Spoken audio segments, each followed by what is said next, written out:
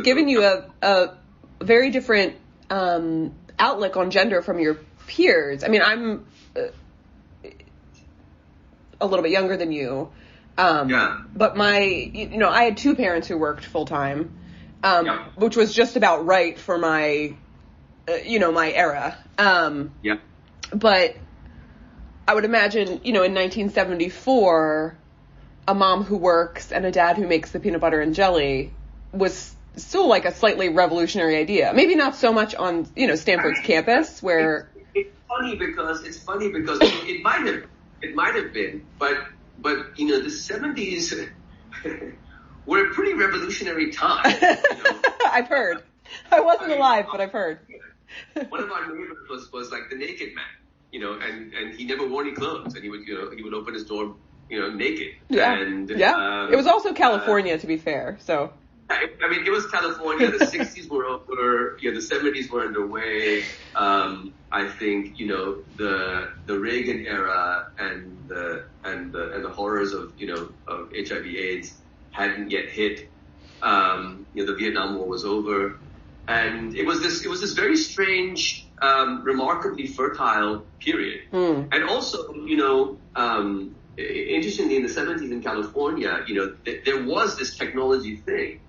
But it was much more of this tinkering, hippie kind of, in the garage.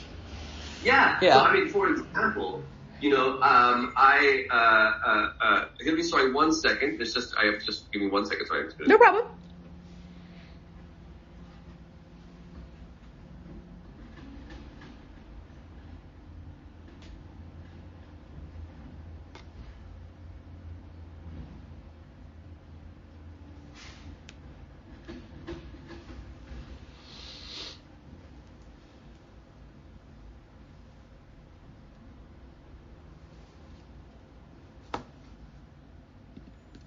Sorry, Hillary. No problem. Somebody mistakenly thought that they should come at 6:30 instead of 7:30. Oh.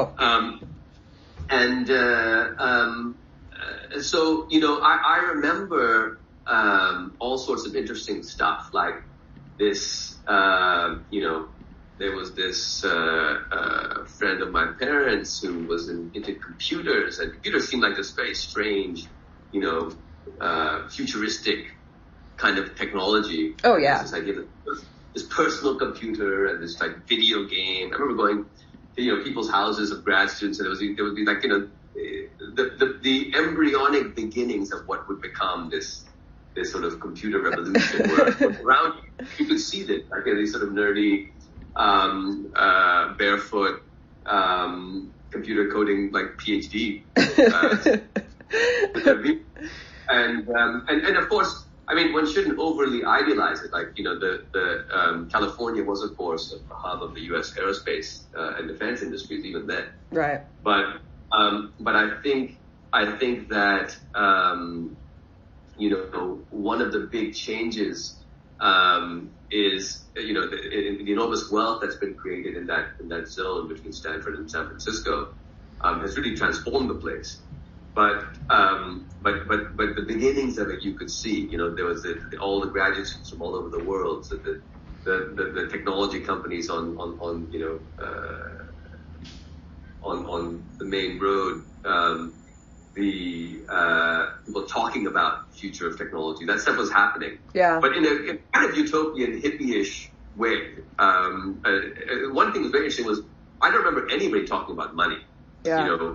We had a secondhand Datsun, and my dad and his friends would sort of be lying, underneath it on a Sunday, covered in motor oil, kinds of stuff. And there would be weird wrenches, and it was, I think everybody had a Datsun then. That was like the only car out there, right? They would go jogging in the foothills, and they had their sweatbands, and they were repairing their cars, and it was.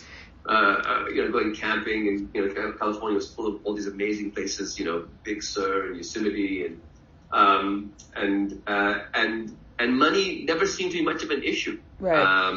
I don't know if anybody really had it as a graduate student, but it felt like this, this sort of very utopian place. Yeah. Where we would run around and play, and there would be kids from all over the world, and nobody really had much money, but yet life was pretty incredible in terms of nature and friends and education.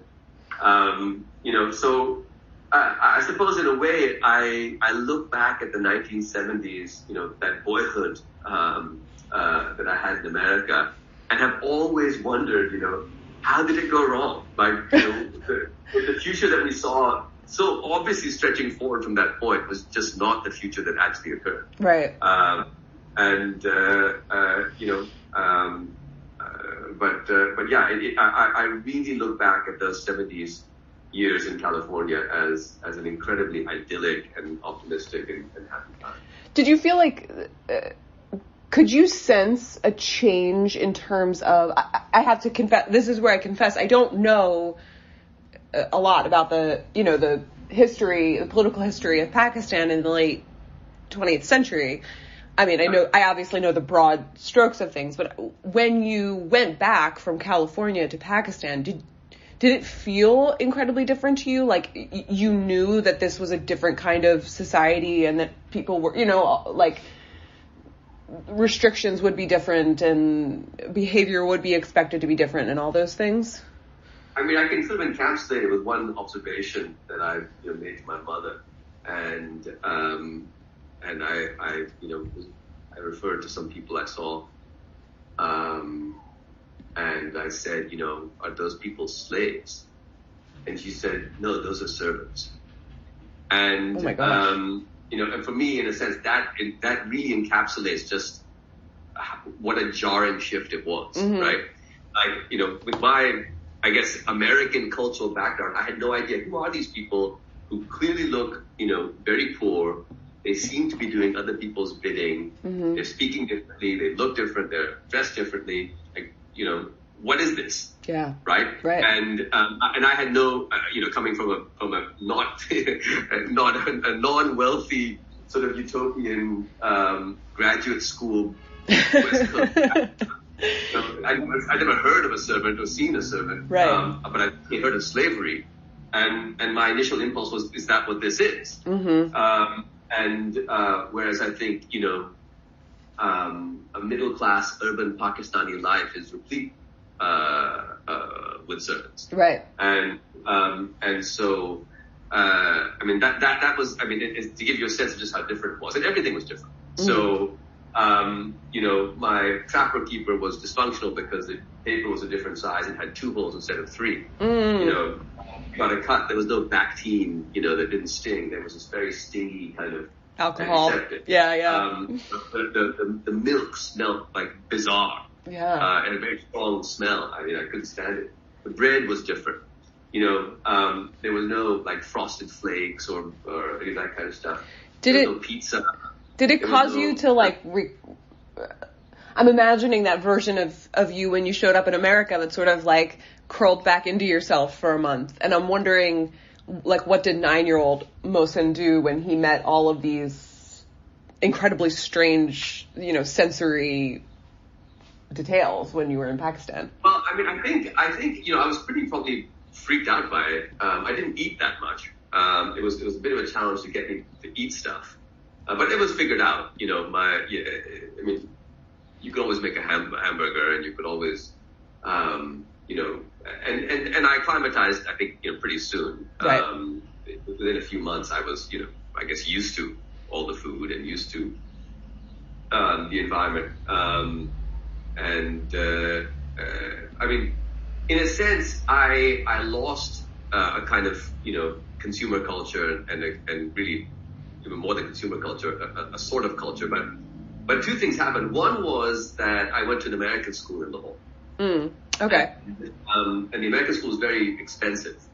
And my dad came back and rejoined his public university. So, being able to afford the American school was always going to be a bit of a challenge. But somehow they managed to afford it. And initially I was supposed to go for 6 months just to acclimatize before I moved into a sort of a local school.